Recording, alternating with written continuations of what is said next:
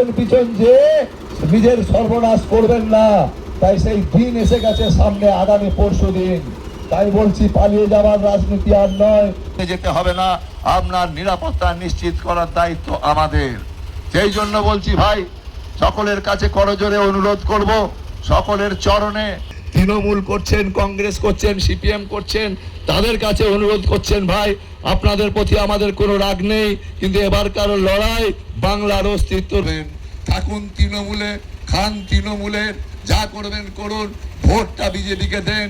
আপনার ভবিষ্যৎ প্রজন্মের কথা ভেবে আপনার নিজের অস্তিত্ব আর নয়, এবারে বাংলাটাকে বাঁচাবার জন্য একটু সমর্পণ করুন। এই আবেদন রাখি সর্বস্তরের মানুষকে, যাতে আমাদের পালিয়ে যেতে না হয়। একটা হিন্দু এমএলএ প্রতিবাদ করে নাই।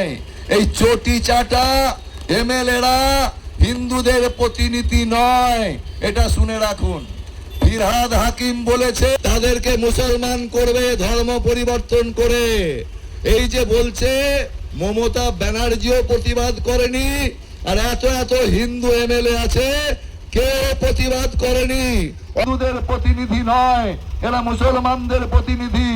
আর একটা বিষয় শুনে রাখুন, এই তৃণমূল কংগ্রেসটা আদৌ, মুখ্যমন্ত্রী বলছে মুসলমানরা হিন্দুদের 1 সেকেন্ডে শেষ করে দেবে, আর তার দয়াতে হিন্দুরা এখানে বেঁচে আছে।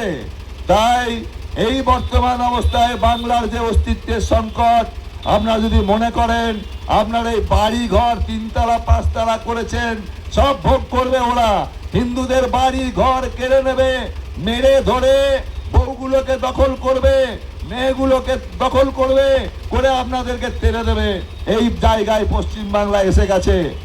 হিন্দুদের প্রতিনিধি দল বা হিন্দুদের নয়, এই দলটা মুসলমানদের দল। এবং এই পশ্চিম বাংলাদেশ করার আজকে যে নির্বাচন, তাকে আটকাতে হবে।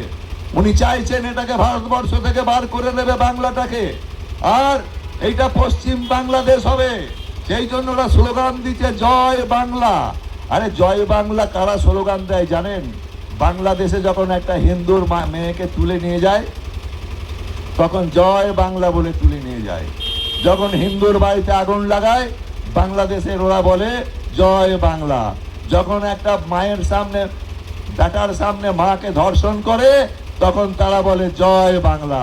যখন ঘর গুষ্টিকে আগুন লাগিয়ে পুড়িয়ে মারে, তখন ওরা স্লোগান দেয় জয় বাংলা।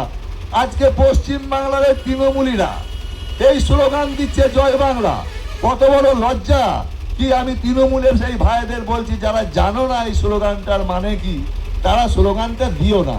তৃণমূল করছো করো, এই দেশটা আগে তোমারও, শুধু বিজেপির বাংলা নয়।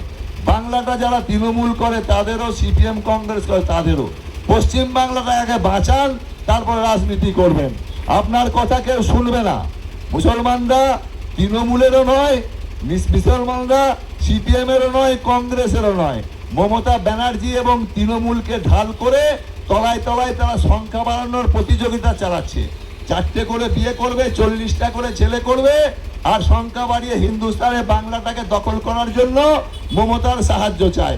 মমতা ব্যানার্জিকে ঢাল করে, মমতা ব্যানার্জি এবং তৃণমূলকে ঢাল করে সন্ত্রাসবাদী মুসলমান প্যান ইসলামিক চক্রান্ত বাংলা দখলের ষড়যন্ত্র করছে। আর তার নায়িকা